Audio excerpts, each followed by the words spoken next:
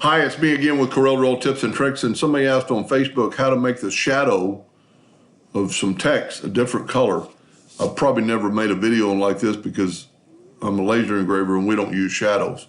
So inside of Corel, if you have some newer additions, you have the block shadow, and evidently he's got some sort of shadow making. So you made your shadow, then you can just right click and make it a different color. Now I made that shadow too much. Let's go back. Let's go back to the shadow tool, block shadow, and just barely move it. You can see like right there. And then you can right click your mouse and it makes your text one color. But to make it the shadow probably another color, probably go to object and break the shadow apart. And then you can take your pick tool and you can grab your shadow and you can make your shadow whatever color you want.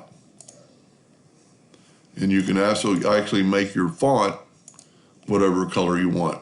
But once it's broken apart, and you can actually move it around. And what I would suggest would be to nudge it down.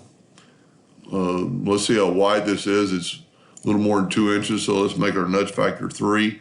We can nudge our shadow down, kind of play with some colors, and then put it right back, and it's going to be behind there because it's a block shadow. Hope that answered their question, and thank you for watching.